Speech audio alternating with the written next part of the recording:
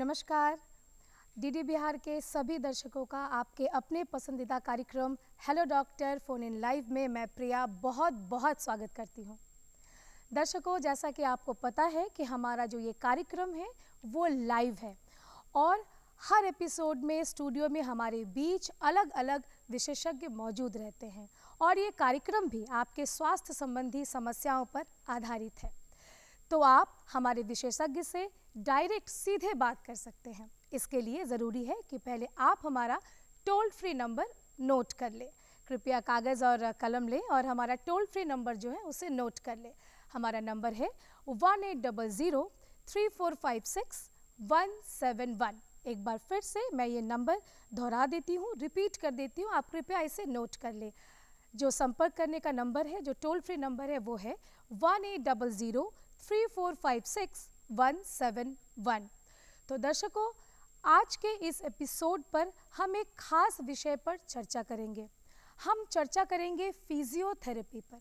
जी हाँ, फिजियोथेरेपी एक ऐसी चिकित्सा पद्धति जो दर्द, चोट या फिर किसी अन्य शारीरिक समस्याओं के कारण जो दर्द है या फिर जो स्वास्थ्य संबंधी समस्याएं आती है जिससे आपको चलने फिरने में दिक्कत होती है, जो शरीर की गतिशीलता है उसको बनाए रखने में आपको जब तकलीफ होती है, परेशानी होती है, तब हम फिजियोथेरेपी का सहारा लेते हैं।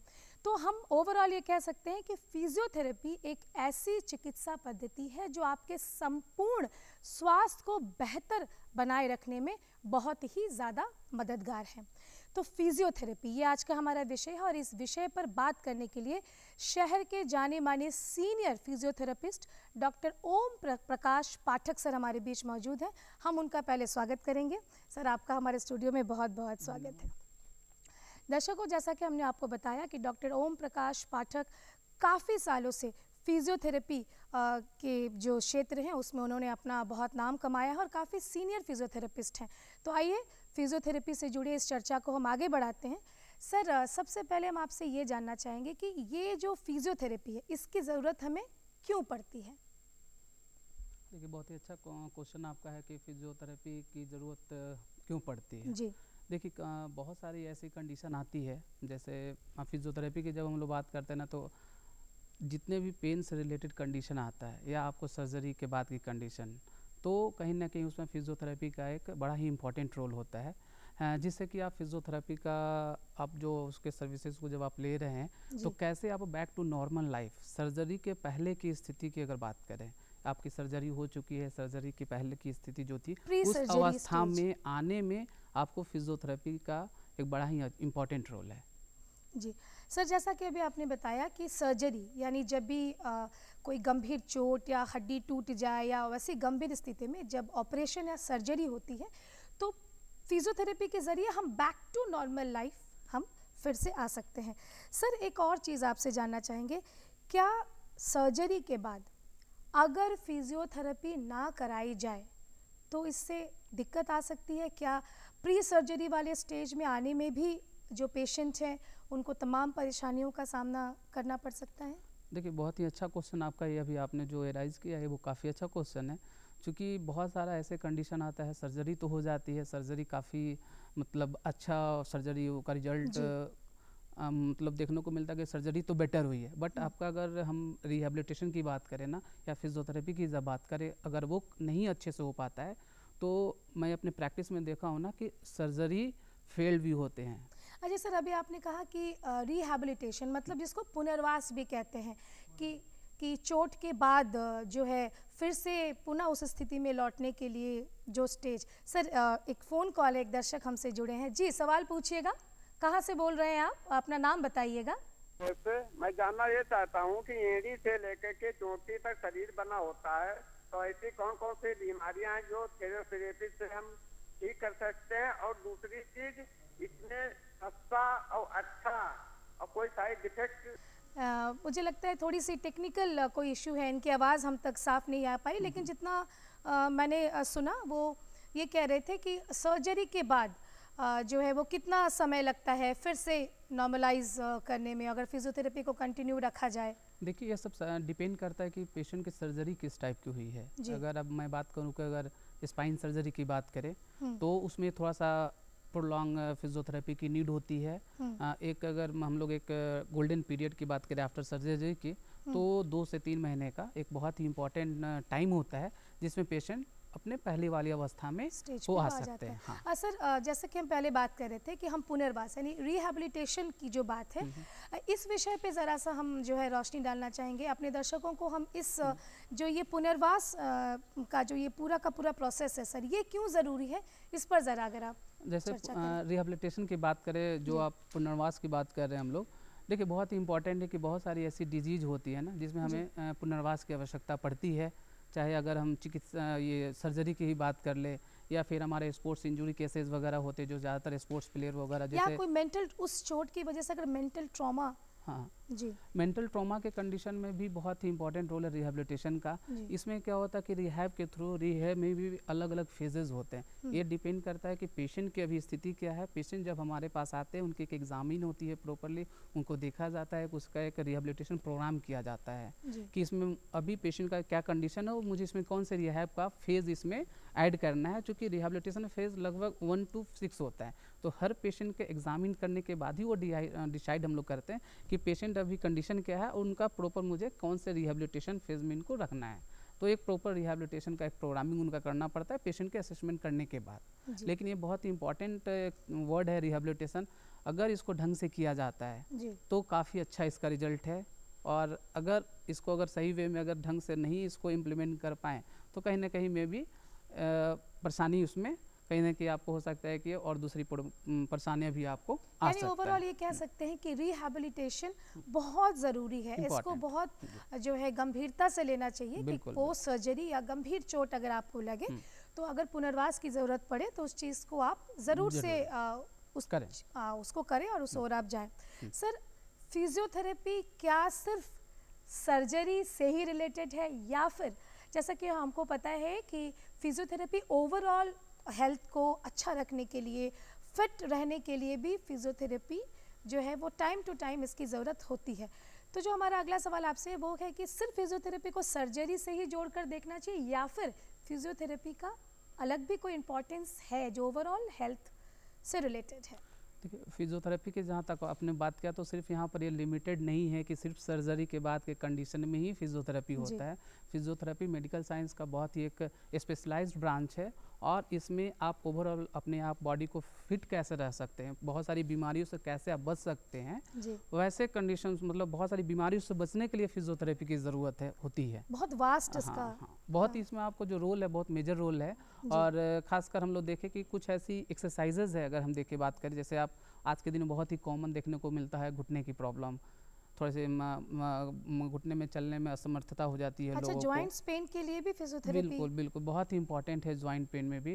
कैसे आप अपने बॉडी को कैसे आप एक गतिशील रूप में रख सकते हैं, जिससे बहुत सारी प्रॉब्लम जो एज रिलेटेड होता है, जो डिफॉर्मिटी या जनरली हमारे डिजनरेटिव चेंजेस जो हमारे बोन्स वगैरह को होने लगते हैं, अगर फिजियोथेरेपी का अगर रेगुलर वे में एक्सरसाइजेज वगैरह पे थोड़ा फोकस करें तो हम लोग बहुत सारी ऐसी बीमारी है जिसको हम लोग रोक सकते हैं जो कि नहीं हो। तो इसके लिए इम्पोर्टेंट है फिजियोथेरेपी का होना। सर, पोस्ट सर्जरी जो रिहैबिलिटेशन है उसको कब शुरू कर देना चाहिए? सर्जरी के कितने दिन बाद आप ये सलाह देंगे?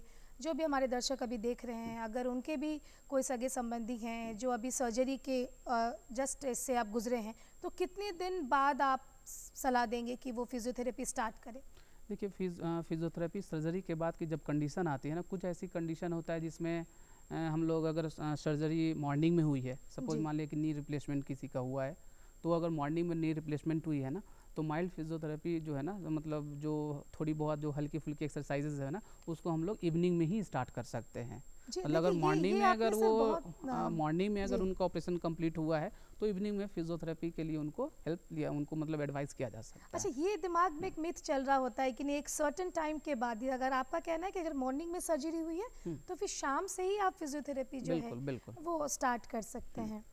सर, एक चीज़ और, रिहैब को लेकर, रिहैबिलिटेशन को लेकर लोगों में जागरूकता, अवेयरनेस की अभी भी बहुत कमी है, लोग इसकी ज़रूरत नहीं समझते हैं।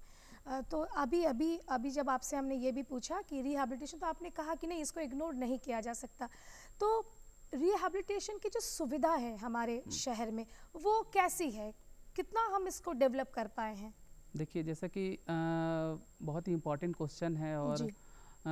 जहाँ तक कि मैं बात करूँ कि जैसे चूँकि मैं पटना में हूँ, पटना में प्रैक्टिस कर रहा हूँ, जी। और यहाँ पे जो भी फैसिलिटीज़ है या लोग में अवेयरनेस की बात करें हम्म, तो शहरी क्षेत्र में आपको मिल जाता है, जी, बट शहरी क्षेत्र में। शहरी क्षेत्रों में जी। आपको मिल जाएगा, हम्म, बट थोड़ा सा अवेयरनेस की कमी रूरल एरियाज़ में होता है, जो थोड़ा वहाँ पर लैक ऑफ नॉलेज के कारण से लोग इग्नोर भी कर देते हैं, और लोगों से सही गाइडलाइन उनको नहीं मिल पाता है कि ये मतलब अभी तो आपकी सर्जरी सपोज हो गई, अब रिहैबिलिटेशन की हम बात करते हैं, तो प्रॉपर कैसे बेहतर ढंग से उसको रिहैब करें।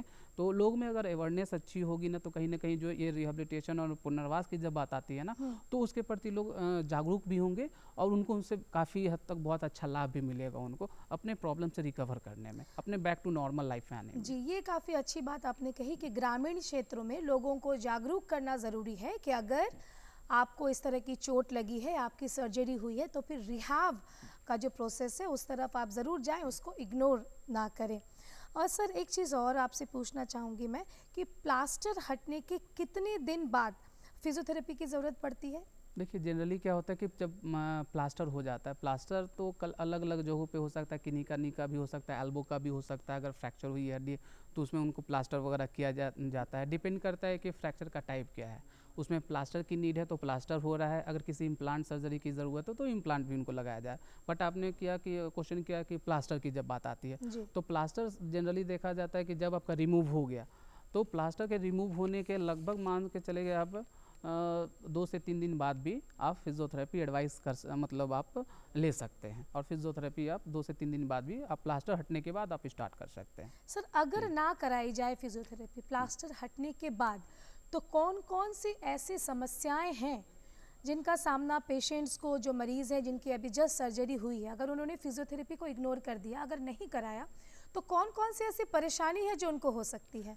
देखिए दिक्कत क्या आती है उसको अगर देखा जाए तो सपोज मान लें किसी का एल्बो फ्रैक्चर हुआ है ना, एल्बो फ्रैक्चर हुआ और उनका प्लास्टर हुआ, मे बी 3 to 4 वीक्स उनका प्लास्टर कास्ट उस पर लगा रहा, उसके बाद से क्या है कि प्लास्टर जब रिमूव होता है, डॉक्टर विजिट में जाते हैं, जो भी ऑर्थोपेडिक सर्जन है उनके पास जब जाते हैं, विजिट करते हैं, तो क्या होता है कि जो भी उनका उस समय जो एडवाइस करना होता है करते हैं, और पेशेंट को कहीं ना कहीं रेफर करके फिजियोथेरेपी डिपार्टमेंट के लिए भी भेजते हैं। जी। जब मेरे पास पेशेंट आता है और वो जब काफ़ी डिले पहुंचता है, सपोज मान लीजिए डॉक्टर जो एडवाइस उनको किए, कभी कभी क्या होता है देखने को मिलता है कि पेशेंट को एडवाइस कब मिला है और वो पहुंच रहा है मेरे पास काफ़ी डिले, महीने 1.5 महीने, ऐसा भी होता है, महीने 1.5 महीने। तो अभी उस समय क्या होता है कि एज अ प्रेजेंट जब हम लोग पेशेंट को एग्जामिन करते हैं ना, तो देखते हैं कि पेशेंट का कहीं ना कहीं रेंज की कमी है। रेंज एक मेडिकल वर्ड है, जैसे एल्बो का एक रेंज होता है, जैसे हाथों को मोड़ना और सीधा करना, ये हमारा फ्लैक्शन मूवमेंट और एक्सटेंशन मूवमेंट हो गया, इसका एक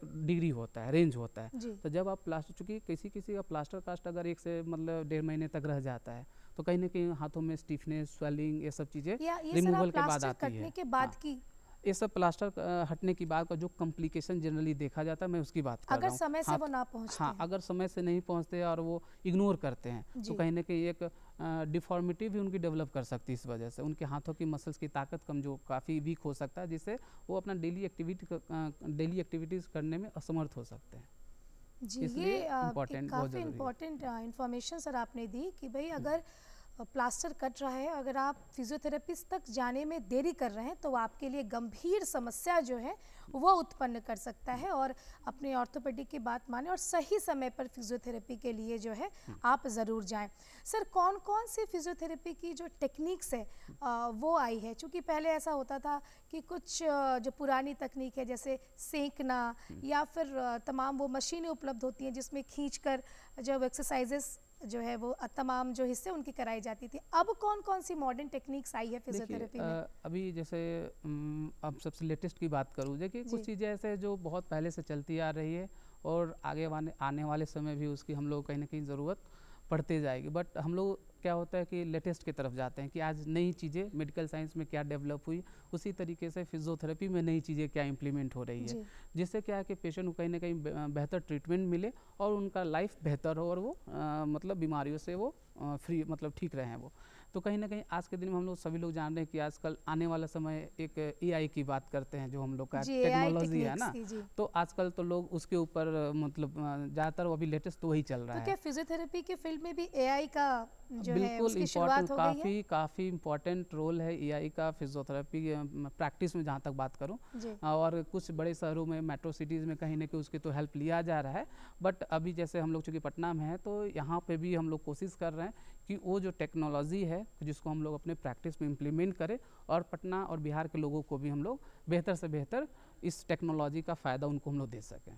ये एक अच्छी खबर हम पटना वासियों के लिए है कि बहुत जल्द पटना शहर में भी एआई की टेक्निक से, यानी एआई जो है बहुत जल्दी फिजियोथेरेपी के सेक्टर में भी, इस क्षेत्र में भी उसका जो है वो पदार्पण होने वाला है, और एआई की मदद से फिजियोथेरेपी की टेक्निक्स को और भी ज़्यादा बेहतर किया जा सकता है। सर, बहुत सारे ऐसे पेशेंट्स हैं जो दूर दराज ग्रामीण क्षेत्रों के हैं, उनकी जस्ट अभी सर्जरी हुई है और किसी कारणवश वो रोज़ एवरीडे फिजियोथेरेपिस्ट को विजिट करने में असमर्थ हैं। तो क्या घर पर भी फिजियोथेरेपिस्ट की सलाह से वो व्यायाम कर सकते हैं? फिजियोथेरेपी की जो तमाम प्रक्रिया है वो घर पे भी की जा सकती है? देखिए, कर सकते हैं, कहीं ना कहीं ये नहीं, उसको हम लोग नकार नहीं सकते कि नहीं कर सकते हैं। बट क्या होता है ना कि जो करने वाली बात होती है, जैसे कुछ मैनुअल एक्सरसाइजेज है जो पेशेंट को हम लोग टीच करते हैं, उनको बताते हैं कि आपको ये करना है, वो आप कर सकते हैं। बट डिपेंड करता है कि क्या सिर्फ वो एक्सरसाइज जो मैं बता रहा हूँ वही उनके लिए काफ़ी है, या कहीं ना कहीं इनको उसमें कुछ मोडालिटीज़ है जो हम लोग अपने डिपार्टमेंट में यूज़ करते हैं, उनकी भी ज़रूरत है। तो कहीं ना कहीं अगर कुछ ऐसी कंडीशन होती है जिसमें सिर्फ मैनुअली अगर एक्सरसाइज भी मैं बता दूं तो वो पेशेंट रिकवर कर सकते हैं। लेकिन कहीं कहीं पे क्या होता है कंडीशन में कि कहीं ना कहीं उनको एक्सरसाइज के साथ साथ मोडालिटीज़ की भी ज़रूरत पड़ती है। उसके लिए कहीं ना कहीं अगर आप क्लिनिक हॉस्पिटल्स में अगर आप विजिट करते हैं तो आपको जो क्वालिटी ऑफ ट्रीटमेंट है ना, वो आपको ज़्यादा बेटर मिलेगी। जी, जैसा कि अभी आपने कहा भी, जो बहुत मॉडर्न जो टेक्निक्स है वो भी आ गई हैं, तो इस कहीं ना कहीं इसकी कमी जो है वो घर पर पूरी नहीं की जा सकती है। घर पे पूरी नहीं की जा सकती। दूसरी चीज़ एक और बात है, लोगों में क्या है ना कि थोड़ी सी यहाँ पर भी अवेयरनेस की कमी होती है। कहीं ना कहीं लोगों को समझ में आता है कि फिजियोथेरेपी की जहाँ तक बात आती है तो लोग को इतनी तो जरूर समझते हैं कि अच्छा एक्सरसाइजेज की बात हो रही है, तो सिर्फ उनको लगता है ना कि आजकल देखते हैं बहुत सारी जैसे लेडीज़ लोग भी अगर बात करें ना, तो उनको लगता है कि बहुत सारे घरेलू काम हम लोग कर रहे हैं तो वो भी मेरा पूरी बॉडी की एक्सरसाइजेज हो जाता है, जो कि सही नहीं है। क्योंकि क्या होता है, सभी लोग काम कर रहे हैं, सभी लोग कहीं ना कहीं चाहे वो फीमेल सेक्शन से हो फीमेल सेक्शन, सभी लोग वर्क कर रहे हैं जी। थोड़ा सा फीमेल की बात करें, उनका थोड़ा सा हमारा वर्क कल्चर थोड़ा सा घर में थोड़ा अलग होता है। उनको लगता है कि शायद ये वाले एक्टिविटीज़ करने से हमारी पूरी बॉडी की एक्सरसाइजेज हो जा रही है, बट कहीं ना कहीं ये गलत है। ये आम धारणा जो बना हुआ है सही नहीं है। क्योंकि मैं एक चीज़ आपको बता रहा हूँ कि सिंपली जब आप सपोज मान लीजिए कि हमारी मसल्स और इसको स्ट्रॉन्ग करना है, ठीक है, आप ठीक है घर में आप काम वगैरह कर रहे हैं, उस समय तो पूरा बॉडी हमारा यूज टू हो रहा है ना। जब तक अगर इस मसल को स्ट्रेंथनिंग करना है तो इसके लिए हम लोग जो एक्सरसाइजेज बताते हैं ना, क्वाड्रिसेप्स ड्रिल एक्सरसाइज पेशेंट को बताते हैं। हिस्से पर भी वो पार्टिकुलर हिस्से पे पिलो का सपोर्ट या बॉल्स्टर हेल्प लेकर वो एक्सरसाइज की जाती है, तब जाकर वो आपको ये मसल्स यहाँ की स्ट्रांग होगी। ना कि सिर्फ चढ़ने से या सीढ़ी उतरना चढ़ना कर रहे हैं तो सिर्फ उससे नहीं हो सकता। तो थोड़ा इस चीज़ पे समझना है कि एक्सरसाइज ठीक है, क्योंकि लोग समझ रहे हैं, बट एक्सरसाइज में भी अलग अलग टेक्निक्स होती है, अलग अलग मसल्स के ऊपर कौन सी मूवमेंट करेंगे तो भी उस मसल्स के ऊपर आपको इम्पैक्ट पड़ेगा। तो ये चीज़ जानने के लिए कहीं ना कहीं आपको एक्सपर्ट जो भी फिजियोथेरेपी डॉक्टर है उनके पास आपको कहीं ना कहीं विजिट करना होगा, तभी जाकर आप बेहतर तरीके से एक्सरसाइज को भी कर पाएंगे।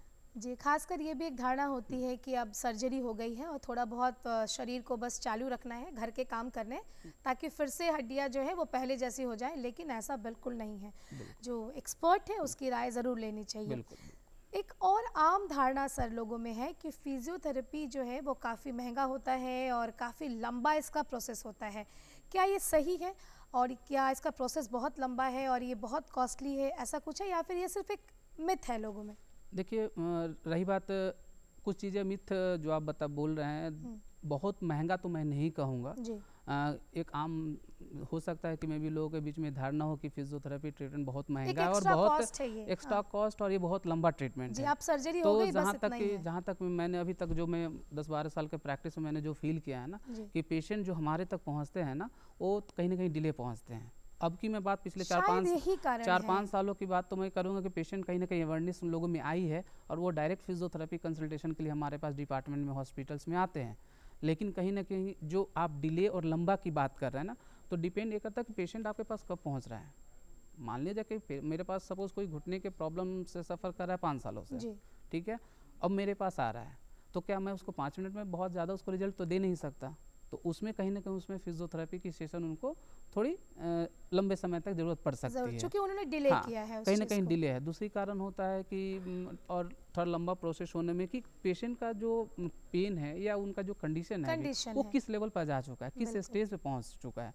तो सारी चीज़ डिसाइडेड होता है कि पेशेंट का प्रॉब्लम अभी किस कंडीशन पे है, उसमें अभी मेरा इसमें एडवाइस मैं कर रहा हूँ वो उनके कंडीशन को देखते हुए।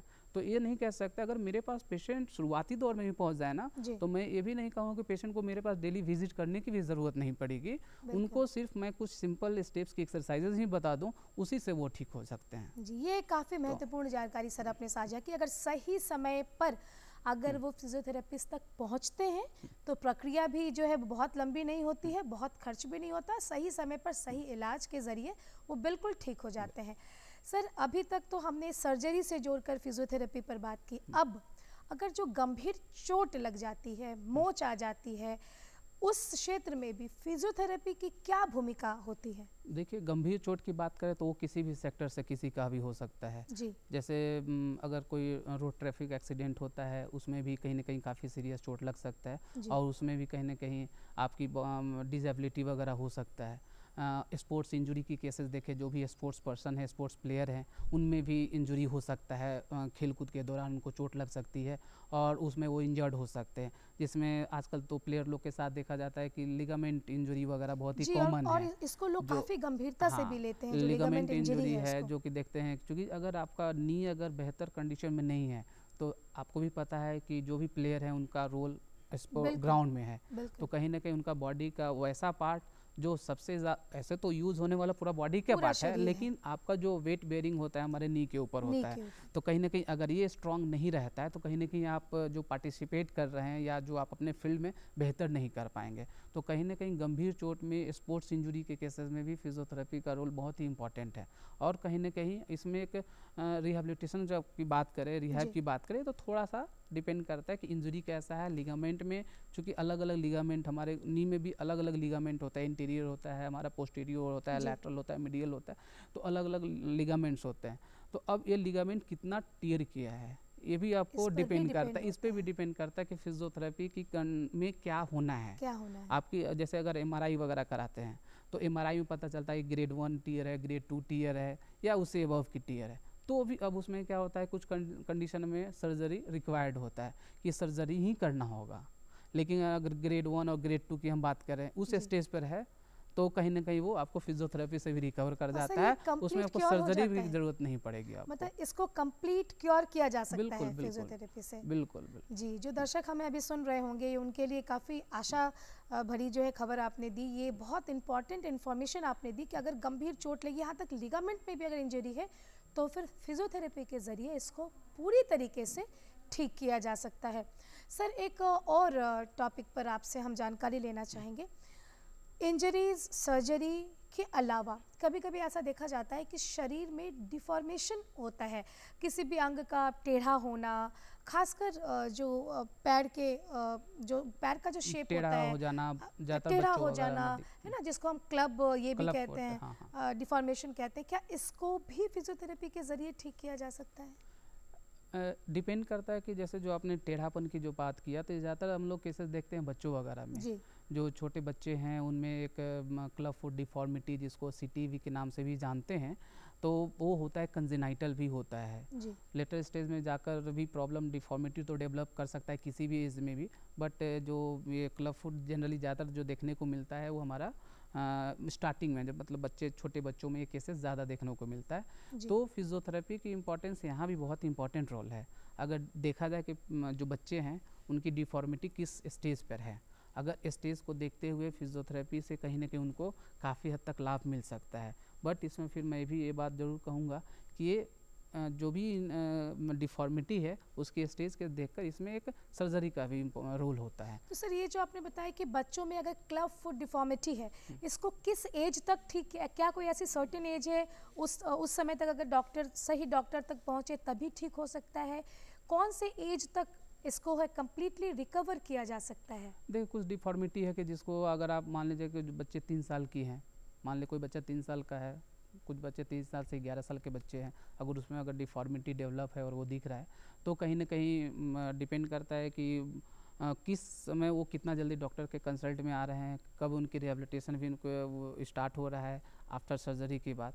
तो कहीं ना कहीं मुझे लगता है कि अगर 3 साल से 11 साल तक के बच्चों का अगर इस तरह का डेवलपमेंट हो रहा है तो कहीं ना कहीं अगर वो कंसल्ट करते हैं और कहीं ना कहीं उनकी फिजियोथेरेपी अगर बात आती है तो कहीं ना कहीं उनको उसमें काफ़ी हद तक रिजल्ट अच्छा देखने को मिलेगा। यानी सर आपके मुताबिक 3 साल तक की जो उम्र है तब तक अगर पेरेंट्स, माँ बाप, अगर क्लब फुट डिफॉर्मिटी बच्चे में दिख रही है, अगर टेढ़ापन दिख रहा है, अगर सही समय से अगर फिजियोथेरेपी तक पहुँचे, फिजियोथेरेपी सही तरीके से कराई जाए तो इसको फिर से ठीक किया जा सकता है, पुनः फिर जो नॉर्मल शेप है, जो नेचुरल शेप है उसमें लाया जा सकता है। देखिए नॉर्मल शेप की बात जब मैं बात करूँगा कि जैसे क्या होता है ना कि जब पेशेंट मेरे पास आ रहा है, मैंने एग्जामिन किया, देखा और उनकी डिफॉर्मिटी किस स्टेज पे जा चुकी है, तो उस स्टेज पे ही डिपेंड करता है कि फिजियोथेरेपी के थ्रू उनको कितना बेहतर रिजल्ट मिल सकता है। तो कहीं नहीं कि अगर अर्ली इंटरवेंशन अगर जल्दी से जल्द मेरे पास पेशेंट का कंसल्टेशन होता है तो कहीं नहीं कि रिजल्ट काफ़ी अच्छा होता है। जी, तो सर जितने भी दर्शक हमें अभी सुन रहे होंगे उनके लिए ये बहुत एक अच्छी खबर है कि अगर सही समय पर क्लब फुट डिफॉर्मिटी जैसी चीज़ें जहाँ पर बच्चों के पैरों में टेढ़ापन देखा जा सकता है उसको भी कंप्लीट क्योर हम कर सकते हैं। सर आखिर में एक जानकारी और आपसे हम लेना चाहेंगे, आर्थराइटिस जिसमें जो है बहुत दर्द, खासकर जो महिलाएं हैं उनको अभी सर्दियों का मौसम है, खासकर उनके जोड़ों में, घुटनों में काफ़ी दर्द होता है, तो किन किन बातों का ध्यान आप सलाह देंगी महिलाओं को कि वो रखें ताकि जो है दर्द है उनसे बचे? कोई ऐसी खास एक्सरसाइजेस का नाम अगर आप बताना चाहेंगे उनको। देखिए आर्थराइटिस के आज के दिन में बहुत ही कॉमन लोगों के बीच में ये तकलीफ़ रहता है। आर्थराइटिस एक सिंपल वर्ड में अगर समझाए तो हमारे जोड़ों का स्वेलिंग में इन्फ्लामेशन हो जाना। तो आजकल देखते हैं कॉमन जो हमारा नी का जो मतलब इन्वॉल्वमेंट है, क्योंकि ये सबसे ज़्यादा हमारे बॉडी में कहीं ना कहीं वेट बेयरिंग है तो सबसे ज़्यादा इसके ऊपर हमारा लोड रहता है हमारे नी के ऊपर। आज के दिन में चूँकि अब वेदर भी कहीं ना कहीं टर्न हो रहा है, हम लोग ठंडे में आ रहे हैं, तो ऐसे कंडीशन में जब आपकी एटमॉस्फेरिक प्रेशर डाउन होता है ना तो कहीं ना कहीं हमारे बॉडी में जो ब्लड वेसल्स का जो एक डायलेटेशन होता है ना वो कहीं ना कहीं कम हो जाता है। तो कहीं ना कहीं अगर हम बात ऐसे जो आपने पूछा कि क्या ऐसा वो घर पे कर सकते हैं कुछ एक्सरसाइजेस करके कि जिससे वो दर्द को थोड़ा आराम और बेहतर कर सकते हैं, तो सिंपली अगर किन्हीं को घुटने में तकलीफ अगर है, दर्द है, तो कहीं ना कहीं एक तो मैं आपको पहले तो ठीक है मैं आपको एक्सरसाइजेस बता दे रहा हूँ, बट मैं तो एक बार ज़रूर आपको कहूँगा कि कहीं ना कहीं अपन जो भी आपकी प्रॉब्लम है इसके लिए एक फिजियोथेरेपी कंसल्टेशन आप करें और उनके सामने रख के अपनी सारी बातों को रखें, तब आपको बेहतर है कि आपको गाइडलाइन मिल सकता है। और रही बात आपने कि कुछ एक्सरसाइजेस बताने की बात, तो मैं आपको एक्सप्लेन कर दे रहा हूँ। सिंपल आज के दिनों में देखा जाए तो घुटने को मजबूत करने की जो एक्सरसाइजेज है वो क्वाड्रिसेप ड्रिल एक्सरसाइज बोलते हैं इसको। तो क्वाड्रिसेप ड्रिल एक्सरसाइज होता है क्या है कि सिंपली जैसे घर के में तो सभी जगह पिलो अवेलेबल है, वो क्या करना है स्ट्रेट पैरों को रखकर घुटने के नीचे में वो पिलो को रखना है और अपने घुटने से क्या करना उसको सिंपली धीरे से प्रेशर देना नीचे की तरफ, और नीचे तब प्रेशर देकर 3 से 4 सेकंड होल्ड करेंगे और फिर इसको धीरे धीरे इसको रिलैक्स छोड़ेंगे। ये प्रक्रिया को आपको 10 बार करना है। अगर जिनको अगर सिंगल नी में भी है तो भी उनको दोनों में करना है। ये बहुत ही बड़ा मिस्टेक मैं देखता हूँ लोगों के बीच में कि अगर सपोज अगर आपके राइट में पेन हो रहा है या लेफ्ट में पेन हो रहा है तो सिर्फ एक ही साइड की वो एक्सरसाइज करते हैं, लेकिन कहीं ना कहीं ये दोनों एक्सरसाइजेज आपको करनी है, दोनों पैरों को एक्सरसाइजेज 10 टाइम्स करनी है। और इसके अलावा और भी एक्सरसाइजेज है, बट बहुत ही कम समय में मैं आपको बहुत ज़्यादा एक्सप्लेन नहीं कर सकता, लेकिन ये बहुत ही बेसिक एक्सरसाइज जो करने से उनको दर्द में बहुत राहत मिलेगी। सर आज आपने इतना समय हमें दिया, इतने महत्वपूर्ण विषय पर, फिजियोथेरेपी जैसे इंपॉर्टेंट टॉपिक पर आपने इतनी सारी जानकारियाँ हमसे साझा की, इसके लिए आपका बहुत बहुत धन्यवाद। Thank you. दर्शकों, हमें उम्मीद है कि आज के इस एपिसोड में आपने भी फिजियोथेरेपी से जुड़ी सारी बातों को ध्यान से सुना होगा और इससे कई सारी आपकी ऐसी समस्याएं हैं जिसका निवारण भी ज़रूर हुआ होगा। तो अगले एपिसोड में एक बार फिर हम आपसे मिलेंगे, किसी अन्य टॉपिक पर आपसे बात होगी, एक और विशेषज्ञ हमारे बीच मौजूद होंगे।